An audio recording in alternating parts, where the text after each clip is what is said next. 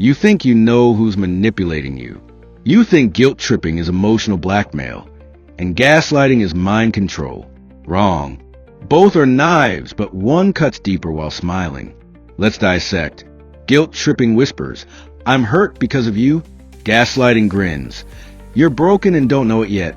One bends your actions with emotional leverage. The other erases your reality with precision confusion.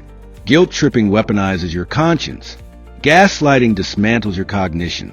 A guilt tripper builds a stage where you play the villain forever. A gaslighter burns a theater and insists it never existed. Feel that burn behind your eyes. That's not tears, that's cognitive dissonance. Jung said the shadow self reveals in confrontation.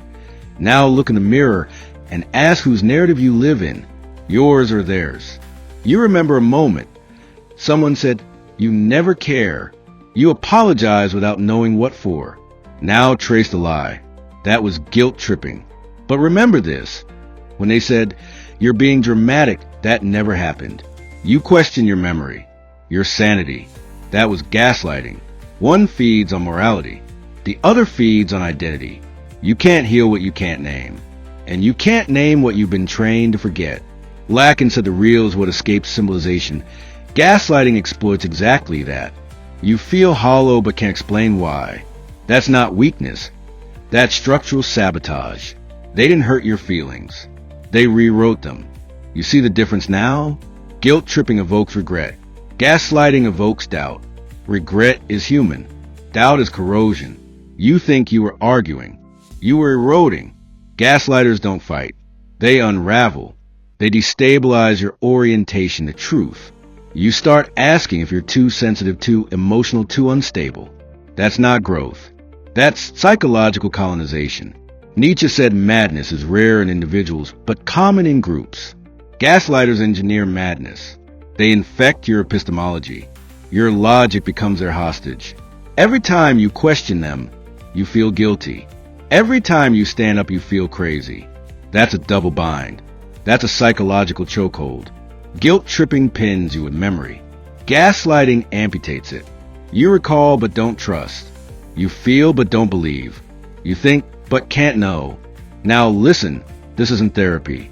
This is war. Your memory is a battlefield. Your identity is under siege. And you're still asking if you're overreacting. Wake up. You're not reacting enough. Gaslighting isn't emotional manipulation. It's cognitive annihilation. Machiavelli wrote, "If you must injure someone, do it in a way that leaves no possibility of retaliation." Gaslighting follows that blueprint. It doesn't break you loud. It erases you quiet. They steal your compass, then blame you for being lost. They move the goalposts, then call you incompetent. They contradict their own stories, then shame you for confusion. That's not miscommunication. That's psychological architecture. Scripted, calculated, cold. Guilt trippers cry when you choose boundaries. Gaslighters grin when you question reality. One manipulates outcome. The other manipulates perception. And you're still offering empathy. Still seeking validation from architects of distortion. Still mourning the loss of a relationship that never existed. That's the final twist. You weren't loved. You were consumed. You weren't seen. You were sculpted into something manageable, pleasant, deferential. They didn't want your authenticity. They wanted your obedience. And guilt tripping was a leash. Gaslighting was the muzzle. Now tell me, are you ready to dissect the next apology you almost gave? Are you ready to interrogate your own inner silence?